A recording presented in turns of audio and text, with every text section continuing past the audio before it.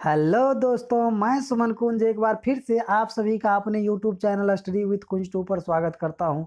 दोस्तों, आज से मैं पॉलिटेक्निक एवं आईटीआई प्रवेश परीक्षा के लिए टेस्ट सीरीज लेकर आ रहा हूं, जिसमें मेरा यह पहला टेस्ट सीरीज होगा, जिसके अंतर्गत मैंने रसायन विज्ञान के 30 महत्वपूर्ण प्रश्न लेकर आया हूं। इन प्रश्नों को आप जवाब दें और देखें कि आपकी तैयारी किस स्तर तक पहुँची है। तो आइए चलिए शुरू करते हैं। आज का पहला प्रश्न, निम्न में कौन ऑक्सीकरण नहीं है? ऑप्शन ए अवक्षेपण, ऑप्शन बी भोजन का पचना, ऑप्शन सी श्वसन और ऑप्शन डी दहन। तब तक मैं ऑप्शन पढ़ता रहूँगा, तब तक आप अपने कॉपी पर इसका आंसर लिख लीजिए और लास्ट में जब मैं आंसर बताता हूँ तो उसके साथ उसको आप मिला लीजिए, देखिए आपका कितना आंसर सही होता है। तो दोस्तों, पहला प्रश्न है ऑक्सीकरण नहीं है, इनमें कौन ऑक्सीकरण नहीं है? अवक्षेपण, भोजन का पचना, श्वसन, दहन। तो दोस्तों, इसका सही आंसर हो जाएगा ए नंबर ऑप्शन, अवक्षेपण। अवक्षेपण एक ऐसा रासायनिक अभिक्रिया होता है जिसमें अभिक्रिया के फलस्वरूप हमको अवक्षेप प्राप्त होता है। लेकिन भोजन का पचना भी एक ऑक्सीकरण की क्रिया है, शोषण भी एक ऑक्सीकरण की क्रिया है, दहन भी एक ऑक्सीकरण की क्रिया है। अब बढ़ते हैं अगले प्रश्न की तरफ। अगला प्रश्न इस प्रकार से है, नमक के घोल में सिल्वर नाइट्रेट का घोल डालने पर दही जैसा पदार्थ उत्पन्न होता है, यह कौन सी अभिक्रिया है? ऑप्शन ए है विस्थापन, ऑप्शन बी उदासीनीकरण, ऑप्शन सी संयोजन और ऑप्शन डी अवक्षेपण। जब तक मैं आंसर बताऊं तब तक आप इसका आंसर लिख लीजिए अपने कॉपी पर और सुनिए मैं क्या कह रहा हूं इसका आंसर। तो दोस्तों, इसका सही आंसर हो जाएगा दही जैसा अवक्षेप प्राप्त होता है, तो इसलिए यह क्या उनसे अभिक्रिया हो जाएगी? इसका सही आंसर हो जाएगा डी नंबर ऑप्शन, अवक्षेपण अभिक्रिया। अब बढ़ते हैं अपने अगले प्रश्न की तरफ। अगला प्रश्न इस प्रकार से है, संक्षारण किस प्रकार की अभिक्रिया है? संक्षारण किस प्रकार की अभिक्रिया है? ऑप्शन ए अपचयन अभिक्रिया, ऑप्शन बी अवक्षेपण अभिक्रिया, ऑप्शन सी उपचयन अभिक्रिया और ऑप्शन डी संयोजन अभिक्रिया। तो दोस्तों, इसका सही आंसर हो जाएगा सी नंबर ऑप्शन, उपचयन अभिक्रिया। अब बढ़ते हैं अगले प्रश्न की तरफ। अगला प्रश्न इस प्रकार से है, किसी रासायनिक अभिक्रिया में ऑक्सीजन के अनुपात का बढ़ना क्या कहलाता है? किसी रासायनिक अभिक्रिया में ऑक्सीजन के अनुपात का बढ़ना क्या कहलाता है? ऑप्शन ए अपचयन अभिक्रिया, ऑप्शन बी उपचयन अभिक्रिया, ऑप्शन सी ऊष्माशोषी अभिक्रिया और ऑप्शन डी विस्थापन अभिक्रिया। तो दोस्तों, इसका सही आंसर हो जाएगा ऑक्सीजन का बढ़ना अपचयन अभिक्रिया। इसका बी नंबर इसका सही आंसर हो जाएगा। अब बढ़ते हैं अगले प्रश्न की तरफ। अगला प्रश्न इस प्रकार से है, निम्न में कौन से अभिक्रिया के युग्म हमेशा साथ साथ होते हैं? ऑप्शन ए है संयोजन और विघटन, ऑप्शन बी अवक्षेपण और विस्थापन, ऑप्शन सी उदासीनीकरण और विस्थापन, ऑप्शन डी ऑक्सीकरण और अवकरण। तो इसका सही आंसर हो जाएगा डी नंबर ऑप्शन, ऑक्सीकरण और अवकरण, जिसे रेडॉक्स अभिक्रिया भी कहा जाता है और यह अभिक्रिया हमेशा साथ साथ होती है। अब बढ़ते हैं अपने अगले प्रश्न की तरफ। अगला प्रश्न इस प्रकार से है, सोडियम हाइड्रोक्साइड और हाइड्रोक्लोरिक अम्ल की अभिक्रिया से सोडियम क्लोराइड और जल बनते हैं, यह कौन सी अभिक्रिया है? तो दोस्तों देख लीजिए, इसमें सोडियम हाइड्रोक्साइड और हाइड्रोक्लोरिक अम्ल की बात कर रहे हैं। सोडियम हाइड्रोक्साइड NaOH और हाइड्रोक्लोरिक एसिड HCl। तो इस प्रकार से जो अभिक्रिया होगी, ये हो गया क्षार, ये हो गया अम्ल।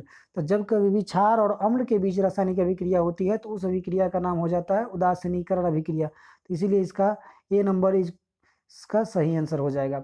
अब बढ़ते हैं अगले प्रश्न की तरफ। अगला प्रश्न इस प्रकार से है, किसी रासायनिक अभिक्रिया में भाग लेने वाला पदार्थ क्या कहलाते हैं? किसी रासायनिक अभिक्रिया में भाग लेने वाला पदार्थ क्या कहलाता है? ऑप्शन ए है प्रतिफल, ऑप्शन बी है अवकारक, ऑप्शन सी है अभिकारक, ऑप्शन डी है ऑक्सीकारक। तो जी हाँ दोस्तों, किसी रासायनिक अभिक्रिया में भाग लेने वाले पदार्थ अभिकारक कहलाते हैं। रासायनिक अभिक्रिया में जो भाग लेगा वह अभिकारक कहलाएगा। फॉर एग्जाम्पल, जैसे NaOH प्लस HCl, तो ये दोनों रासायनिक अभिक्रिया में भाग लिया तो इस दोनों को क्या कहेंगे हम लोग? अभिकारक। और जो प्रतिफल बनेगा, जो आगे प्रोडक्ट उत्पन्न होगा, उसका नाम हो जाएगा प्रतिफल। अब बढ़ते हैं अगले प्रश्न की तरफ। अगला प्रश्न इस प्रकार से है, श्वसन किस प्रकार की अभिक्रिया है? ऑप्शन ए ऊष्माक्षेपी अभिक्रिया, ऑप्शन बी संयोजन अभिक्रिया, ऑप्शन सी अपचयन उपचयन अभिक्रिया और ऑप्शन डी द्विविक अपघटन अभिक्रिया। तो दोस्तों, इसका सही आंसर हो जाएगा ऊष्माक्षेपी अभिक्रिया। जब हम सांस छोड़ते हैं तो उसमें हमें गर्मी का अनुभव होता है, इसीलिए ये क्या हो गया? ऊष्माक्षेपी अभिक्रिया। अब बढ़ते हैं अगले प्रश्न की तरफ। अगला प्रश्न इस प्रकार से है, प्रबल अम्ल और दुर्बल क्षारक से बने लवण का पीएच मान क्या होगा? प्रबल अम्ल और दुर्बल क्षारक, तो यहाँ पर अम्ल प्रबल है और क्षारक दुर्बल है, तो इससे जो लवण बनेगा वो प्रबल अम्ल है, तो अम्लीय लवण बनेगा, और अम्लीय लवण का पीएच मान 7 से कम होनी चाहिए, तो इसीलिए इसका सही आंसर हो जाएगा बी नंबर ऑप्शन, 7 से कम।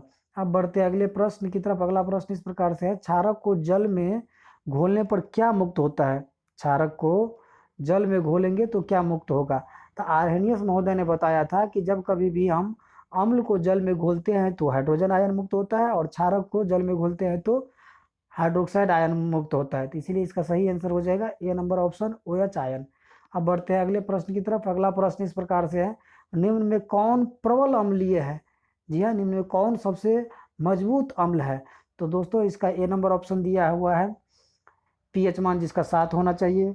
बी ऑप्शन है पीएच मान जिसका 14 होना चाहिए। ऑप्शन सी है पीएच मान 0 होना चाहिए, और ऑप्शन डी है पीएच मान 3 के बराबर होना चाहिए। तो दोस्तों पीएच स्केल पर दिखाया गया है कि 7 से जितना बाईं तरफ बढ़ते हैं उतना पीएच मान बढ़ते जाते हैं, तो सबसे लास्ट में 0 आएगा उस पीएच स्केल पर, तो इसीलिए प्रबल अम्लीय हो जाएगा सी नंबर ऑप्शन, पीएच मान जिसका 0 हो। अब बढ़ते हैं अगले प्रश्न की तरफ। अगला प्रश्न इस प्रकार से है, हल्दी लिटमस पत्र किस प्रकार का सूचक है? हल्दी लिटमस पत्र आदि किस प्रकार का सूचक है? ऑप्शन ए संश्लेषित, ऑप्शन बी प्राकृतिक, ऑप्शन सी प्राकृतिक और संश्लेषित, ऑप्शन डी अन्य। तो दोस्तों इसका सही आंसर हो जाएगा प्राकृतिक, क्योंकि हल्दी और लिटमस पत्र क्या है, एक प्राकृतिक सूचक है। अब बढ़ते हैं अगले प्रश्न की तरफ। अगला प्रश्न इस प्रकार से है, प्राकृतिक गैस का दहन किस प्रकार का रासायनिक अभिक्रिया है? प्राकृतिक गैस का दहन किस प्रकार की रासायनिक अभिक्रिया है? ऑप्शन ए संयोजन अभिक्रिया, ऑप्शन बी अपघटन अभिक्रिया, ऑप्शन सी ऊष्माक्षेपी अभिक्रिया, और ऑप्शन डी विघटन अभिक्रिया। तो दोस्तों जब कभी भी हम किसी चीज को जलाएंगे तो उसमें से उष्मा उत्पन्न होगी, तो इसीलिए इसका सही आंसर हो जाएगा सी नंबर ऑप्शन, ऊष्माक्षेपी अभिक्रिया। अब बढ़ते हैं अगले प्रश्न की तरफ। अगला प्रश्न इस प्रकार से है, कॉपर चूर्ण को वायु में गर्म करने पर उसके सतह पर कॉपर ऑक्साइड की एक परत जम जाती है, इस परत का रंग कैसा होता है? जी हाँ, जब कभी भी हम कॉपर चूर्ण को वायु में गर्म करने पर उसके सतह पर कॉपर ऑक्साइड की एक परत जम जाती है, इस परत का रंग कैसा होगा? तो दोस्तों इस परत का रंग श्वेत होता है। अब बढ़ते हैं अपने अगले प्रश्न की तरफ। अगला प्रश्न इस प्रकार से है, दांत का मसूड़ा किन पदार्थ का बना होता है जो काफी कठोर होता है? Option A copper chloride, option B calcium phosphate, option C calcium carbide, और ऑप्शन डी कैल्शियम कार्बोनेट। तो दोस्तों इसका सही आंसर हो जाएगा ऑप्शन बी कैल्शियम फॉस्फेट। अब बढ़ते हैं अपने अगले प्रश्न की तरफ। अगला प्रश्न इस प्रकार से है, सूर्य प्रकाश की उपस्थिति में पौधे CO2 और जल से अपना भोजन ग्लूकोज तैयार करते हैं, यह कौन सी अभिक्रिया है? तो दोस्तों सूर्य के प्रकाश की उपस्थिति में यह अभिक्रिया घटित हो रही है, इसीलिए इस अभिक्रिया का नाम हो जाएगा प्रकाश रासायनिक अभिक्रिया। अब बढ़ते हैं अपने अगले प्रश्न की तरफ। अगला प्रश्न इस प्रकार से है, जिंक तथा लेड कॉपर की अपेक्षा क्या होता है? कम क्रियाशील, अधिक क्रियाशील, समान क्रियाशील या अन्य? जिंक तथा लेड कॉपर की अपेक्षा क्या होता है? तो दोस्तों इसका सही आंसर हो जाएगा अधिक क्रियाशील। जिंक तथा लेड कॉपर की अपेक्षा अधिक क्रियाशील होता है। अब बढ़ते हैं अगले प्रश्न की तरफ। अगला प्रश्न इस प्रकार से है, अंगूर का किण्वन करना एक ए नंबर ऑप्शन रासायनिक परिवर्तन है, बी नंबर ऑप्शन भौतिक परिवर्तन है, सी नंबर ऑप्शन रासायनिक और भौतिक दोनों परिवर्तन है, और डी नंबर अन्य। तो दोस्तों इसका सही आंसर हो जाएगा ए नंबर ऑप्शन रासायनिक परिवर्तन। अंगूर का किण्वन करना एक रासायनिक परिवर्तन है। अब बढ़ते हैं अगले प्रश्न की तरफ। अगला प्रश्न इस प्रकार से, निम्न में कौन विजातीय युग्म है? दोस्तों पूछा गया है कि इसमें कौन इन सभी से अलग है? ए नंबर ऑप्शन है plaster of Paris, B number खड़िया, सी नंबर संगमरमर, और डी नंबर चूना पत्थर। तो दोस्तों इस क्वेश्चन को आप ऑप्शन से बना सकते हैं, क्योंकि ये तीनों जो है एक ही चीज का नाम है। इसका फॉर्मूला होगा CaCO3, और प्लास्टर ऑफ पेरिस का अलग फार्मूला होता है, इसीलिए इनमें से विजातीय हो जाएगा प्लास्टर ऑफ पेरिस। अब बढ़ते हैं अगले प्रश्न की तरफ। अगला प्रश्न इस प्रकार से है, नींबू के रस का पीएच मान लगभग होता है? तो दोस्तों नींबू स्वाद में खट्टा होता है, इसका मतलब उसका जो पीएच मान होगा, क्योंकि अम्ल जितने होते हैं सब खट्टे होते हैं, तो इसका पीएच मान 7 से कम होनी चाहिए। और ऑप्शन में हमको स्पष्ट रूप से दिखाई दे रहा है कि एक ऑप्शन 10 है, बी ऑप्शन में 2.2 है, सी ऑप्शन में 12 है, और डी नंबर ऑप्शन में 14 है। तो ये तीनों जो है ए सी और डी। इसमें देखते हैं तीनों का पीएच मान 8-7 से ऊपर है, इसका मतलब ये सभी क्षारीय है, तो इसका मतलब नींबू के रस का पीएच मान कितना हो जाएगा, बी नंबर ऑप्शन इसका सही आंसर हो जाएगा। अब बढ़ते हैं अगले प्रश्न की तरफ। अगला प्रश्न इस प्रकार से है, मधुमक्खी के डंक मारने पर किस पदार्थ से उपचार करना लाभकारी होगा। ऑप्शन है baking soda, option B sodium carbonate, option C sodium chloride और डी नंबर अन्य। तो कहा जाता है जब मधुमक्खी डंक मारता है उस स्थिति में हमको इसमें से किसको लेकर के उपचार करनी चाहिए। तो दोस्तों मधुमक्खी के डंक में कोई ना कोई एसिड होगा, तो इसीलिए एसिड को हटाने के लिए हमको बेस की आवश्यकता होगी, क्षार की आवश्यकता होगी। तभी सभी जो है इनमें ये तीनों, ये दोनों तो क्षार है ए और बी, और C number option sodium chloride ये लवण है। तो अब ए और बी में से हमको छांटना है, तो दोस्तों इसका सही आंसर हो जाएगा बेकिंग सोडा।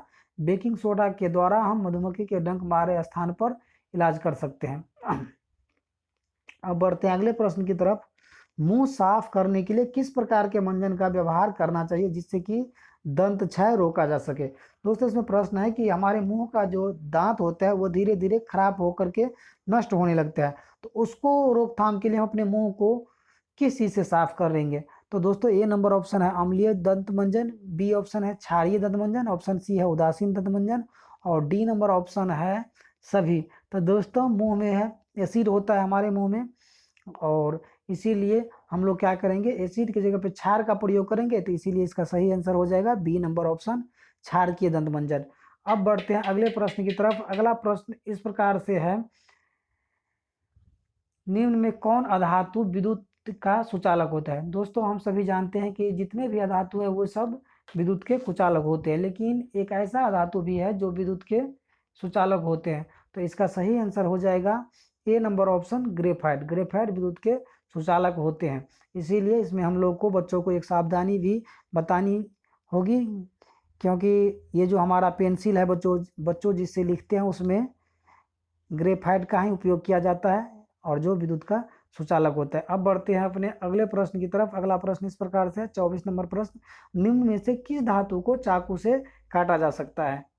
दोस्तों हम सभी जानते हैं कि धातु कठोर होते हैं, लेकिन कुछ ऐसे भी धातु है जो मुलायम होता है जिन्हें चाकू से काटा जा सकता है। इसमें ऑप्शन दिया हुआ है, ए ऑप्शन में मैग्नीशियम, ऑप्शन नंबर बी में सल्फर, ऑप्शन सी सोडियम और ऑप्शन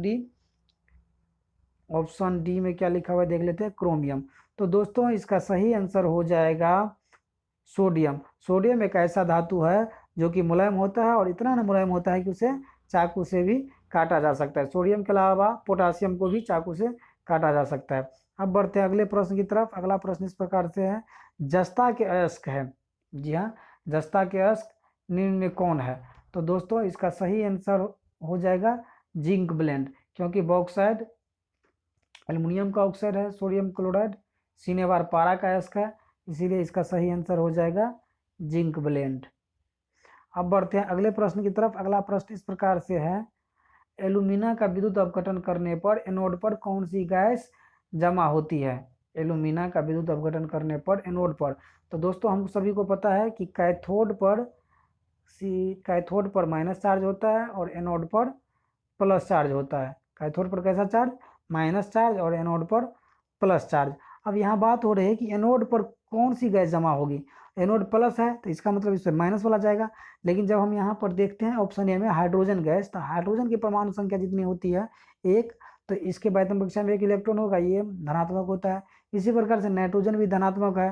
कार्बन डाइऑक्साइड तो गैस है जो कार्बन और ऑक्सीजन के संयोग से बना है, तो इस और डी नंबर ऑप्शन है ऑक्सीजन गैस। तो ऑक्सीजन की परमाणु संख्या कितनी होती है, 8। तो जब हम 8 परमाणु को कक्षा में बांटते हैं तो इसके वैतम कक्षा में 6 इलेक्ट्रॉन होता है, यानी कि वो 2 इलेक्ट्रॉन लेगा दूसरे से। जब ये वो लिया इसका मतलब ऑक्सीजन पे कैसा चार्ज, माइनस चार्ज, और इसीलिए ये ऑक्सीजन कहाँ पर जमा होगा, एनोड पर जमा हो जाएगा, इसीलिए इसका सही आंसर हो जाएगा डी नंबर ऑप्शन। अब बढ़ते हैं अगले प्रश्न की तरफ। अगला प्रश्न इस प्रकार से है, कौन सी धातु है जो अधिक ताप पर भी ऑक्सीजन से अभिक्रिया नहीं करती है। कहता है कि कौन सी ऐसा धातु है जो अधिक ताप पर भी ऑक्सीजन से अभिक्रिया नहीं करता है। ऑप्शन ए लोहा, ऑप्शन बी सोना, ऑप्शन सी पोटासियम और ऑप्शन डी एल्युमिनियम। तो दोस्तों इसका सही आंसर हो जाएगा बी नंबर ऑप्शन सोना। सोना एक ऐसा धातु है जो नॉर्मल टेम्परेचर एंड प्रेशर पे तो अभिक्रिया करता ही नहीं है, कहता है उसको अत्यधिक ताप पर भी ऑक्सीजन से अभिक्रिया करेंगे तो पर भी वह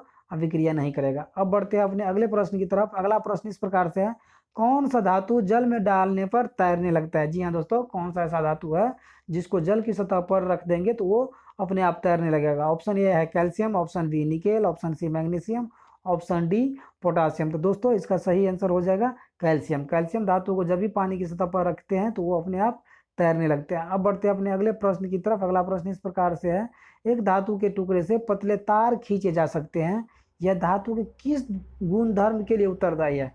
कहता है किसी भी धातु से हम पतला तार खींचा जा सकता है, धातु वो ऐसा कौन सा गुण है? तो ऑप्शन ए है तन्यता, ऑप्शन बी है कठोरता, ऑप्शन सी आघातवर्धीयता और ऑप्शन डी चालकता। तो दोस्तों इसका सही आंसर हो जाएगा तन्यता। तान करके ही तार को या किसी भी धातु से हम लंबा तार खींच सकते हैं। अब बढ़ते हैं अपने अंतिम प्रश्न की तरफ। अंतिम प्रश्न इस प्रकार से है, निम्न में कौन सी धातु चमकीला है? Option A number carbon, option B iodine, option C sulphur और ऑप्शन डी ब्रोमीन। तो दोस्तों इसका सही आंसर हो जाएगा आयोडीन। आयोडीन अधातु होते हुए भी चमकीला है। और ये जो ब्रोमीन है ये भी अधातु है, ये द्रव अवस्था में रहता है।